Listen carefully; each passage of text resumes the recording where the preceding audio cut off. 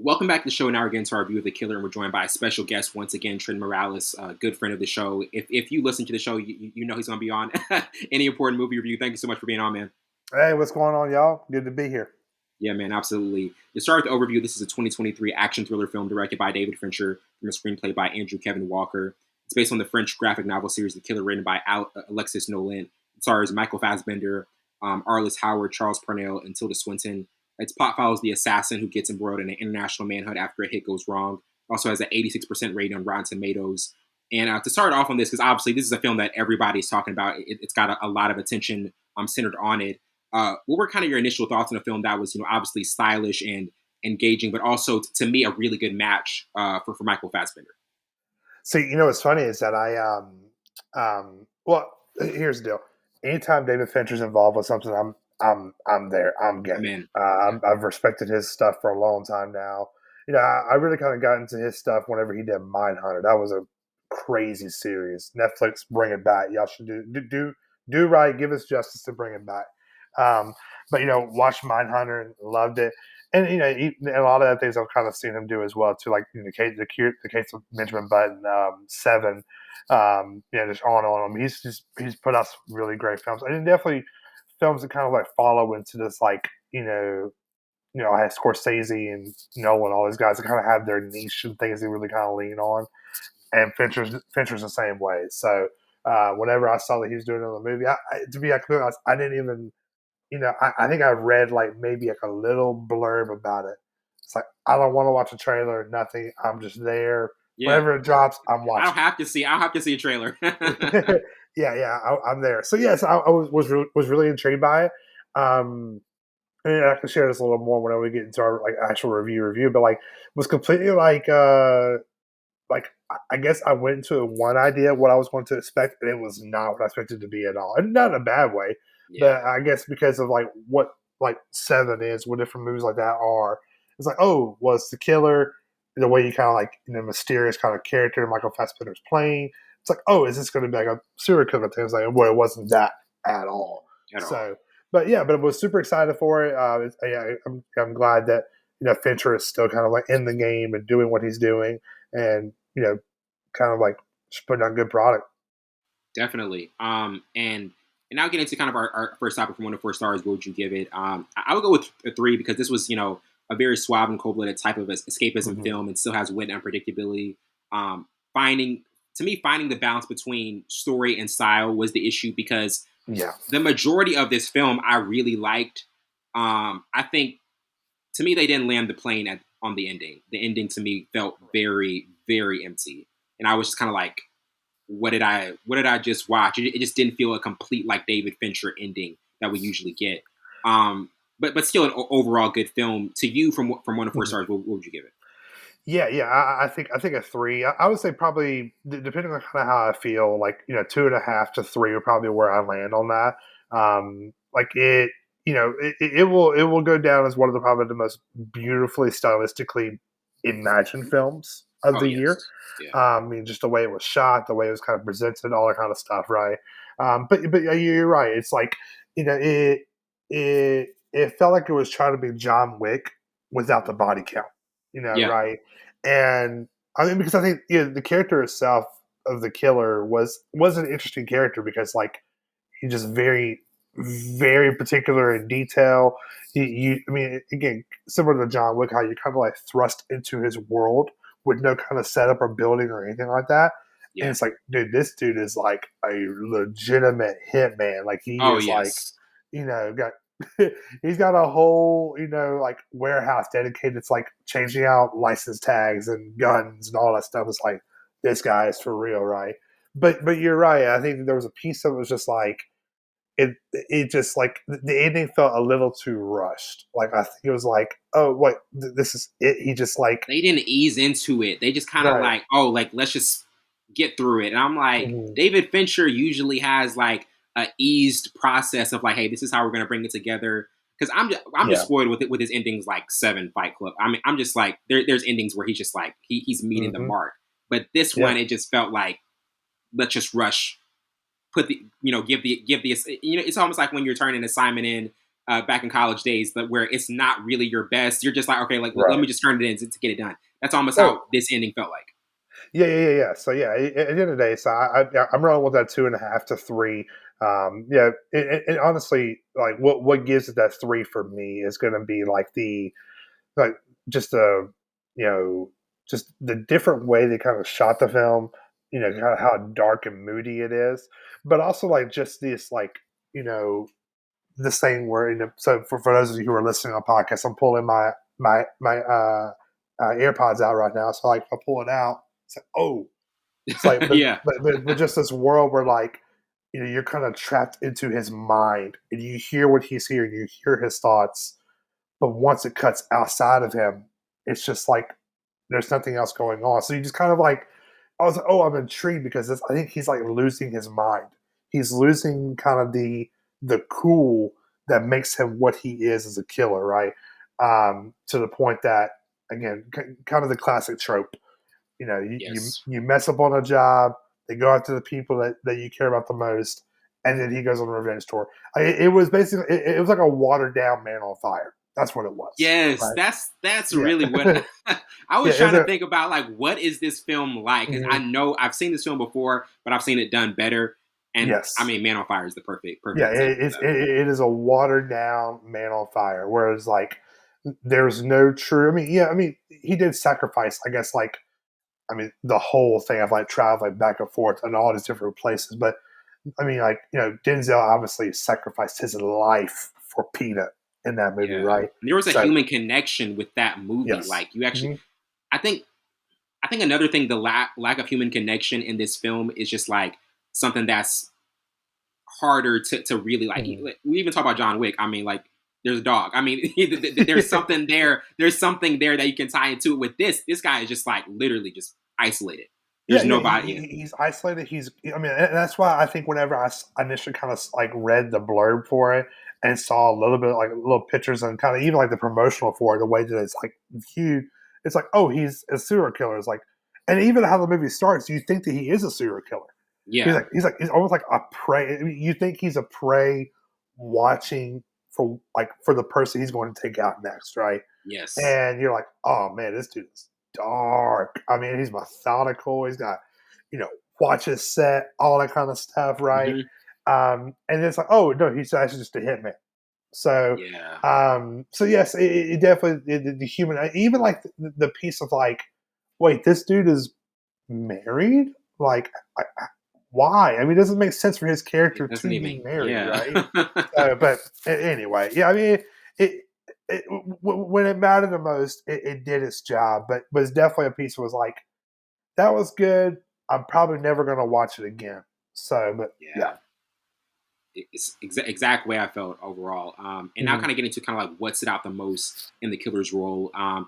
To me, you know, he was really good in portraying a madman that was like we said, calculated and mhm. appeared to be like any other citizen, but was still ahead of the curve. To you, what about the killer's role kind of like stood out the most to you, and some parts that impressed you about it?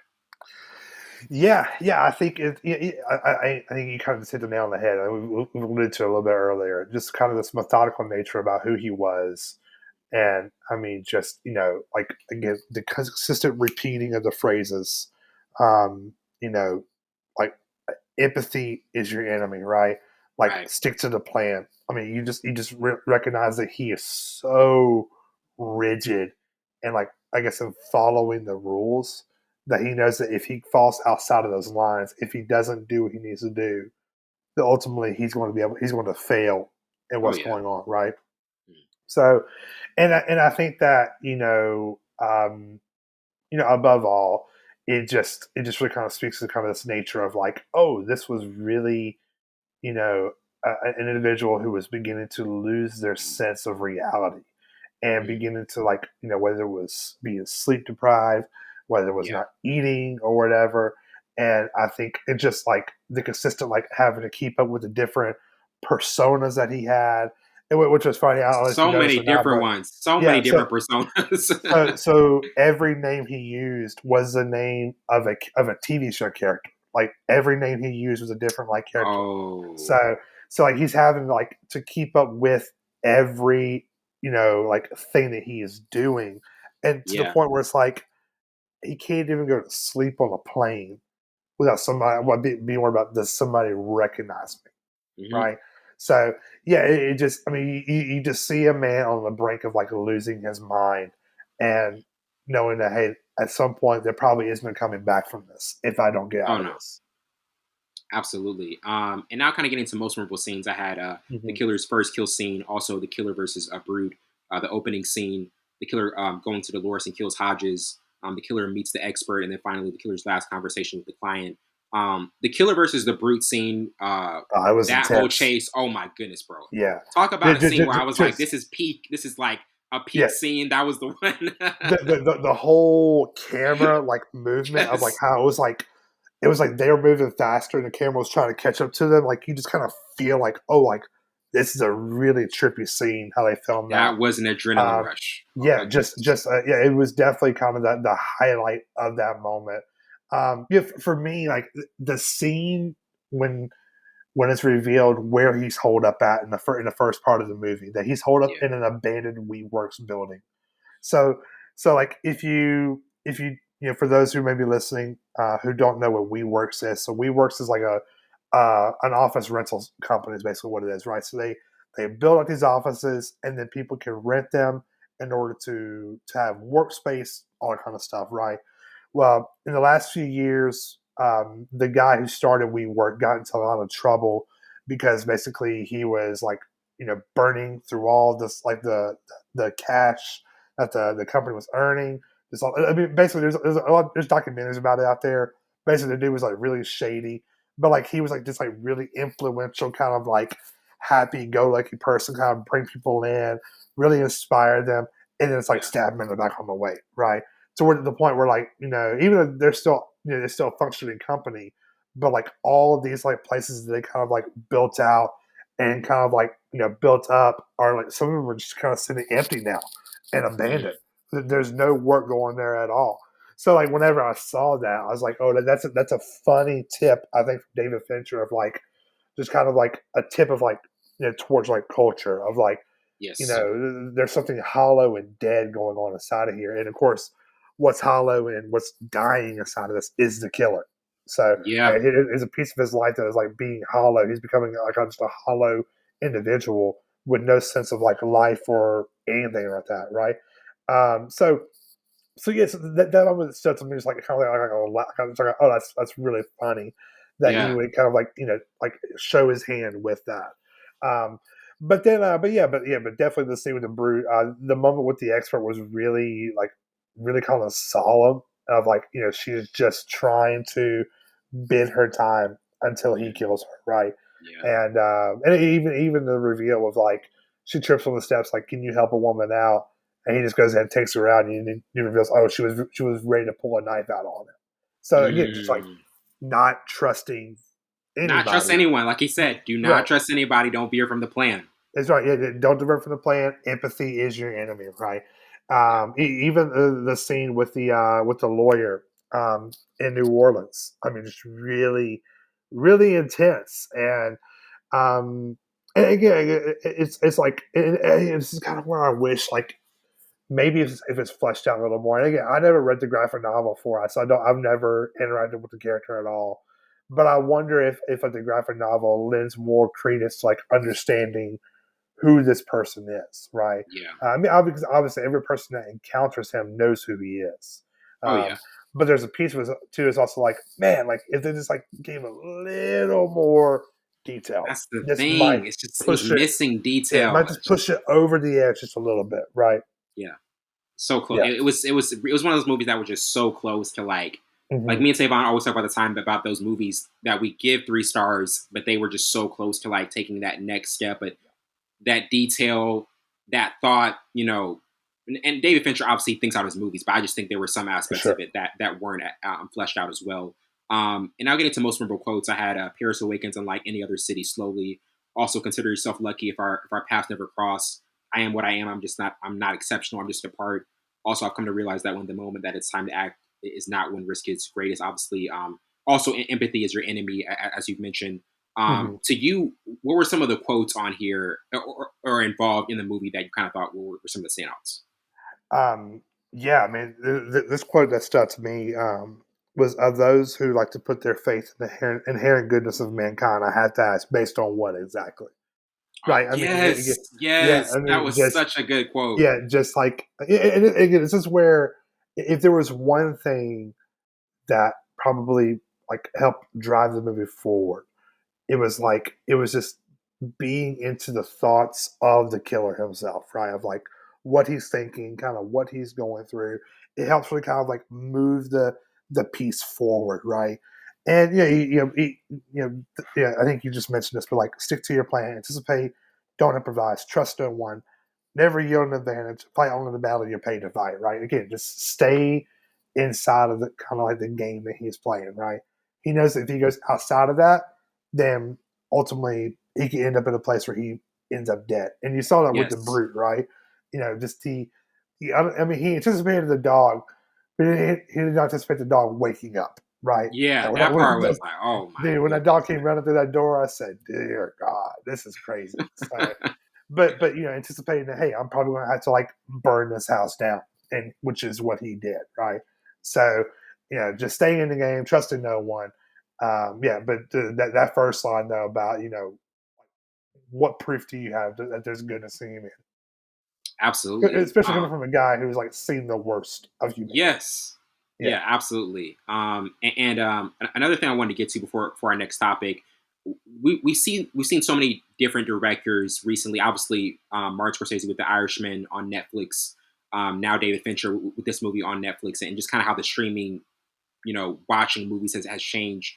To you, what have been your thoughts on directors kind of like this could have been an in person movie experience, but Fincher decided to put it on Netflix. Like, what have been your thoughts on kind of directors deciding, hey, like let me put this one on streaming, let me just go to an in person movie experience. Like, how did you kind of feel about his decision to put this one on Netflix? you have to wonder, like, obviously the day and age where, like, again, movies just go straight to streaming. You want to go to the theater to see it, right? Which I I think it varies. Like, it Right. depends on the film. Like, if I think like The Irishman, I was Thanksgiving week, it was like right, everybody was gonna be at home. Yeah, right. I was happy to watch that at my house. yeah. I don't know if I would have want to watch that in a theater. Go out. It's a long movie, I bro. gotta deal with traffic after. Like, That's nah, I'm gotta rather be at right, home. right. I mean, even similar to like like Killers of the Flower Moon. It's like, I mean, listen, there's a piece of me that it really wants to watch it, and I will watch it eventually. But it's like, Really good. man, I don't know if I could commit to 3 hours in a movie theater. Right? Just a long film experience. But what I really think what you're seeing though is that I think these streaming services may give them freedom they may not find from the studios. Right? That's Even though true. Netflix is a studio in of itself. Um, I think there's probably a freedom there that they don't have to like barter or anything like that. Maybe there's a freedom they feel to be able to do things that they want to do. I don't know. Honestly, it depends on the film. Yeah, because I mean, I think even like the Killer had like a limited theatrical run. Um, but truly, I'm not disappointed that I saw it at my house. Oh Like no, I love that. I don't know if I would spend I may the have not money. been. We may have not even reviewed this if it had come out in the theaters. I wouldn't have time to watch it. Like honestly, the fact that Yeah, it was at a home, yeah, space just was good. and I think what it does too, also like it saves like directors from getting eggs on their faces, right? Because you don't like the day and age we find ourselves in. Like if your movie's going to theaters, it better make money. If Oh it's yeah, not making got money, to. What's the point? nobody's going to sign on to do anything else with you again, right? Mm, Um, and even Matt Damon has spoken to this as well too. Like films like The Killer, like are unique in what they do because it's just a niche thing, right? yeah, It's not going to be everybody's thing to watch. And Netflix, is giving Fincher the chance to kind of like do that. Whereas like, excuse me, maybe like a Warner Brothers would not do that, or maybe like a Universal may not do that, right?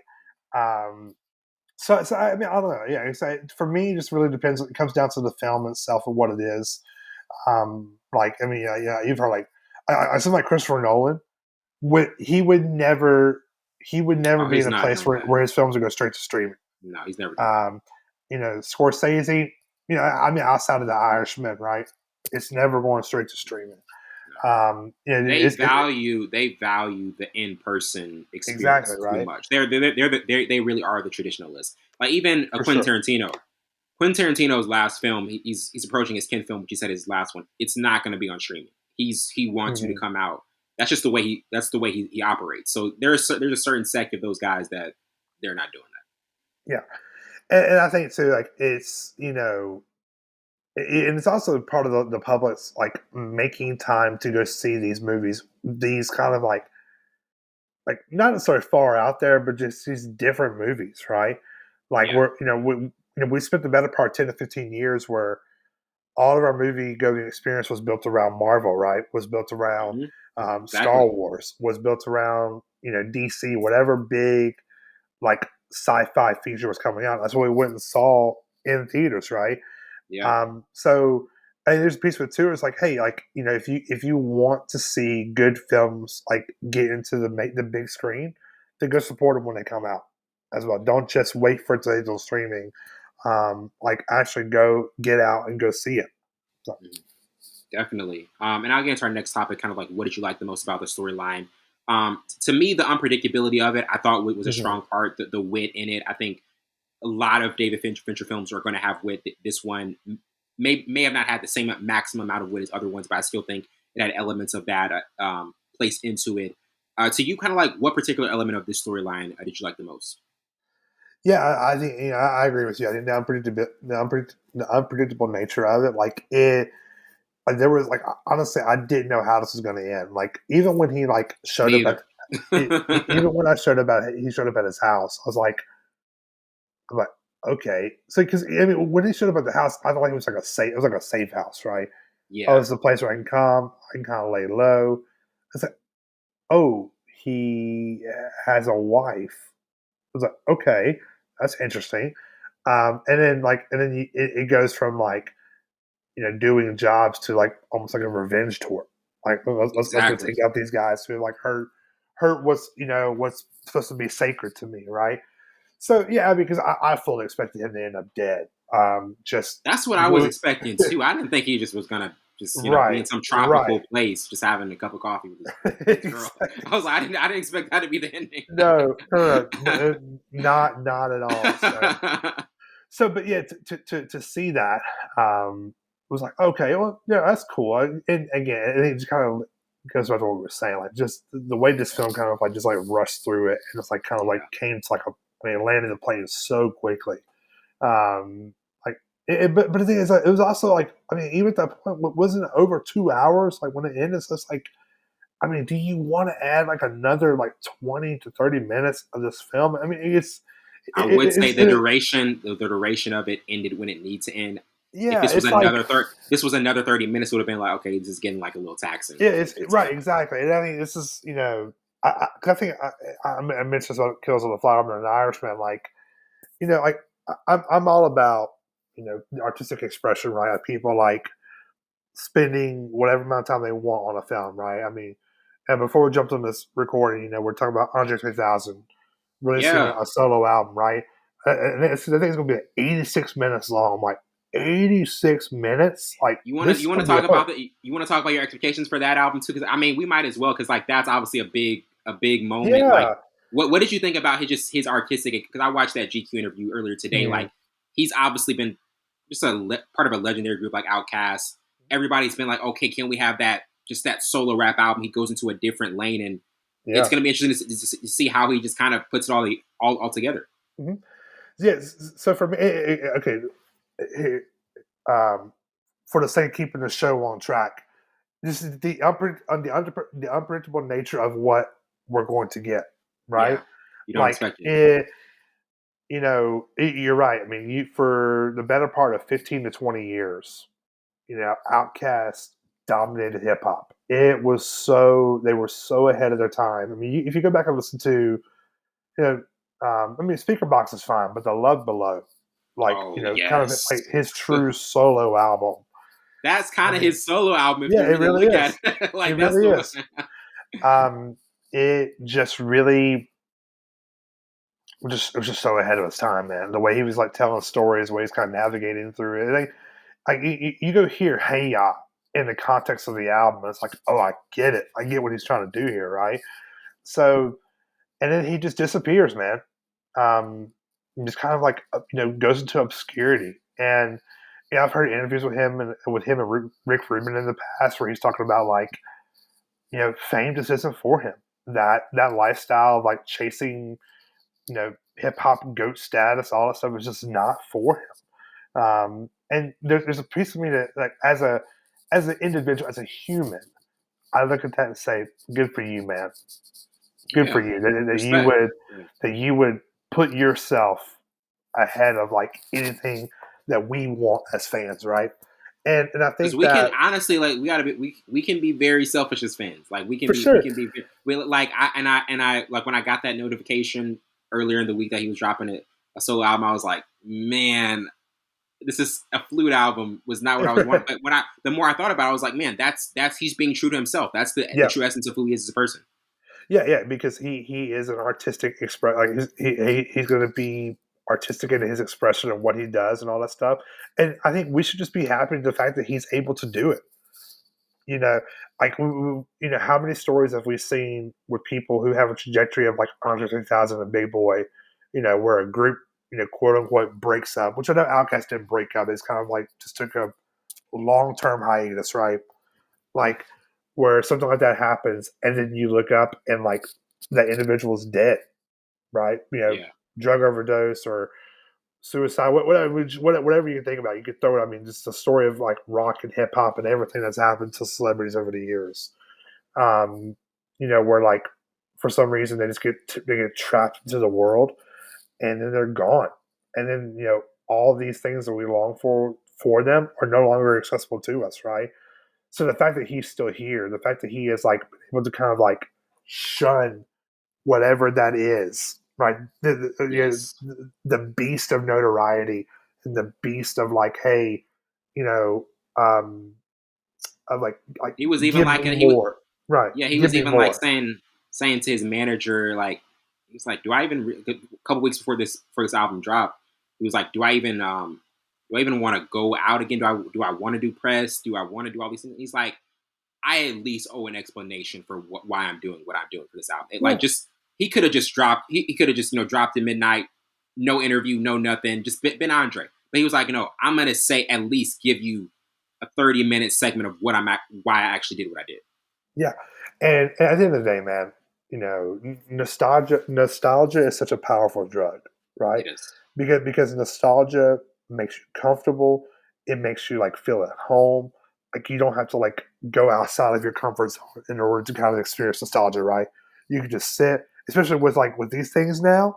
You can just kind of Yeah, pull up whatever you want, man. If I want to listen to something from 1993, I can can do do it. it at one click, right? Yeah. But to put on something from 2023 is like a challenge to yourself, right? To be like, oh, I'm going to move beyond what is comfortable to really kind of let the work stand for itself. So that's happened to me, right? Like one of my favorite artists is John Mayer, and his quintessential album is Continuum. Came out Oh in yes. '06, won Grammys. I mean, just phenomenal album, right? And I feel like every album after that has not even touched what Can't hit that what mark. yeah, Can't hit that you mark. can't hit that mark, right? However, years later, like I mean, there's that one album in particular called Born and Raised, which is where he kind of went to this like Western kind of country sound, right? I remember when I first heard it, I was like, God, why, man? Why are you doing this, right? 10 years later, it's one of my favorite albums I've ever listened to, right?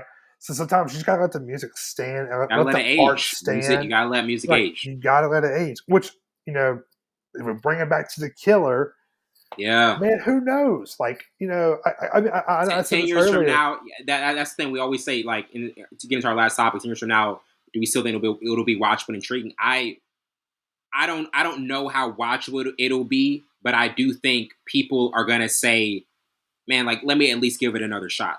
Yeah, Give it another shot. It is one of those movies where you can do that. yeah. Listen. There's going to be a segment of like movie watching fan base who's going to be like, "That was one of my favorite movies of the year," and they're free to feel that. Like I said, I have I was listening to seen. a podcast. I was listening to a podcast earlier before the show, and they said, "Hey, essentially what they were saying was, I don't think it's gonna be. It's not the best, but it's my personal favorite because of the Yeah, adrenaline. They love like adrenaline rush movies, and it does that for you. If that's your style, if that's your bag, you're gonna love this. This is gonna be like a classic to you in terms of what you might look for. But you and me, we know like what David Fincher does for and sure. what he delivers, and it's just like we're going into it, even though we didn't want to. We were going into it with certain expectations, and Hmm. it didn't quite deliver. Yeah, like I say, at the end of the day, man, there are worse movies out there that we could have watched this year, Oh and yeah, so no, far, and I'm not this is mad at up there. this. I say, I was like, I turned it off. I looked at our roommate who lives with us. And I'm like, cool, it was fine. Yeah, I wasn't Yeah, mad at it. I mean, yeah, like I say, again, it has like the Fincher elements that you want, but yeah, I mean, 10 years from now, or maybe even like 6 months from now, I'll be like, well, that was cool. And just keep on finding the next thing, right? So it'll probably fall to the depths of the Netflix catalog and that's just sit there. that and before we get to our bonus question, it's so funny because like I remember back in 2014 when Interstellar dropped, Mhm. and I saw it. Uh, t- went to go see with my family. Tyler was there, Melina was there, and it was one of those experiences where people were like, I don't really know how I feel about it. Almost every week I hear somebody say, man, I love Interstellar. I got to go rewatch Yeah, it. yeah, It aged well. It yeah, aged well, even though it's a long movie. Some of these movies, like we're talking about, you don't know how they're going to age. You have to give it time. yeah. So I mean, even before you get to this last question, like where does because I have my idea about it, I want to share it with you. But where does Michael Fassbender kind of like fall for you as like with like actors and all that kind of stuff? 'Cause I might have a hot take about him, but I'll let you go first. I think Michael Fassbender, he's because I always have this ranking of guys who are like, okay, this is the A-list guys. These are kind of like the lower tier. He's in that like middle tier for me in terms of like he has that catalog where he's had impressive roles, some that are kind of like subpar middle tier. To me, he's in that like B. If I had to rank him, I would put him in that B list category. Yeah, That's where I would put him overall. I feel the same way. Like I feel like there's a lot of films that like, I remember. It's over the years. Like I feel there's like films I've seen that he's in, and it's like, oh, that's intriguing. And then like I go to like look up like reviews or whatever, and it's like, oh, the movie stunk. it's like Exactly. Exactly. it's like, well, okay, I guess I'm not gonna watch that, right? Right. So so I told a friend of mine, I said, I was like, I feel like I want him to be better than what he is, and he's just not, right? But I'm open to that, like I'm open to that, that idea of being changed. Like, listen, I want to be able to like and appreciate his work, but from what I've seen, there's been nothing that's been like, oh, like I want to watch everything he's in, right? I just think there are much more compelling actors out there who could do roles like this. Who I'd be like, yeah, that would be Yeah. that person would have been amazing in this. Like, because I even saw Fincher said that he considered Brad Pitt for this. And I was like, oh no, Brad would have been too bright for this film. Like, I think Fassbender was right for this role. Yeah. I I think don't he, know. I don't know how I would have felt about Brad Pitt. yeah, Yeah. I think, yeah, I need like a yes, dark type of brooding right. personality in this. Right, Fassbender but fit that. that's not like Jared Leto, right? Like, Yeah. I don't want somebody in there who's going to like take it so seriously that it ends up being bad. Okay. Yeah. But he embodied it in a way. It's like, okay, yeah, that was of what I have seen him in, that was my Mhm. favorite role he's been in. Absolutely. Absolutely. And now get into our bonus question. We always do this with directors that we love, kind of just like, Hmm. ranking what we like um, from what they've done in the past and kind of getting to like our favorite, your favorite David Fincher movie ever. To me, I'm still going to personally go with Seven because to me, that is the Right. peak of what I don't really know what can Peak. top it. Obviously, Fight Club is rewatchable. It's fun. It's thrilling. Yeah. It has all those parts, and that's a great movie as well. But to me, Seven is just like that has the balance of mystery, of edge of your seat, of thriller, of Yes. great dialogue, of of those penetrating like thought provoking questions that are. I mean, obviously, like the what's in the box at the end, like that's so Mm. iconic. But to you, what would you kind of say is your favorite David Fincher movie ever? Um. So I'm actually looking through the catalog right now. It's kind of long. I mean, dude, It's got an extensive catalog. It's like a library. man, it really is because I mean, you forget about House of Cards. Oh yes. Like he directed some episodes, and he was an executive producer for House of Cards. Like I said, I also Mhm. mentioned sort of like Mindhunter. I never got to see Gone Girl, but I've heard good things about it. I haven't seen that one either. That's another one Yeah. I gotta To watch. Did he do uh, the girl with the dragon tattoo? Yep, that was him. Yep, Gotcha. that's him. Of course, I said the Curious Case of Benjamin Button, Zodiac, Panic Room. Of course, he had Fight Club. That was Oh yeah. his. Love that. The Game. So not to be like contrarian to this, but I'm going to go with The Social Network. So That's a great pick. That's I a think great okay. pick. Here's it. Seven is a superior film, but Yes. to just appreciate his work and the range that he does have, like The Social Network is a crazy film, man. Oh, Like it's to insane. like probably probably Andrew Garfield's best role, best thing he's ever done. Probably the best thing Jesse Eisenberg's ever done. Right?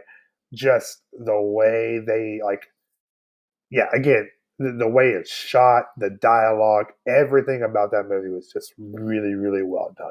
Oh yeah. Yeah, I really appreciated that film. Whenever I think I watched it for the first time, like about a year ago. I watched it for the first time. I was like, man, I hate that I waited so long to watch this film. Right, Oh wow. but So last year was the first time you saw it. yeah, yeah, I Wow. waited way too long to watch that film. Man. But it was like I was coming to my own as far as like appreciating Fincher's work, and I was like, oh, I definitely need to check this out because it's Yeah. on the list, right? So, but dude, Seven, like, I mean, what a cast! Pitt, Freeman, Spacey. I mean, just I will say this. yeah, crazy. At some point, because like it's so funny. Like some point next year we got to do this because like Savon didn't see the movie. He did when we reviewed it. He didn't see the movie, so I was like leading him along, saying like these hypothetical questions. But he said he's gonna rewatch it. That's a movie I definitely want to do another review on because man, like Mm. it's just one of those just